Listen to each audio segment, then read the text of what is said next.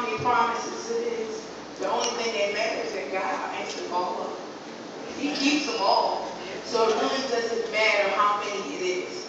But we thank God for him just keeping the promises that he made to us.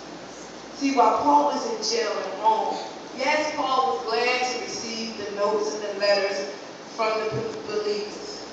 But the promise that Paul was standing on, that kept and gave him peace, was knowing that God will supply all his needs.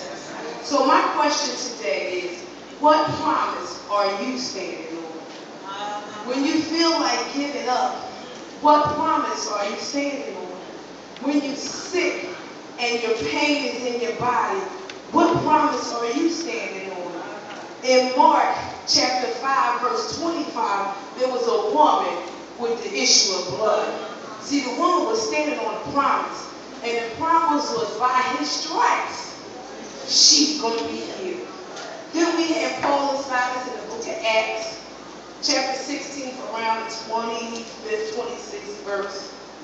Paul and Silas was locked up in jail, but they also were standing on the promise.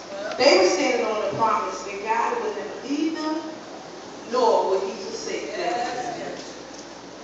We're going to talk about Jonah in the belly of the fish, standing on the promise, standing on the promise that God will be with them always, even until the end. What promise are you standing on?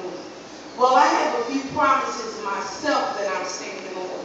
When I'm going through and I feel like all hell is breaking loose around me and I don't know what else to do, my mind goes back and I start reading the 66 books and I remember the promises that are in the book. When oh my God, I stand on the promise that I'm a lender, not a borrower. I stand on the promise that God will supply all my needs. See, God made me the head, not the tail. And I thank God for that.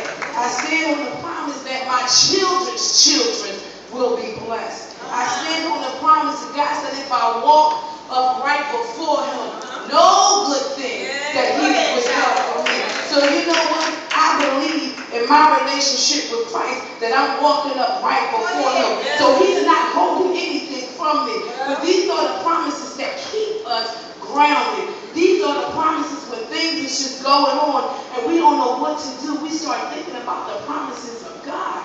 And God is a God who he made a promise, he will keep the promise.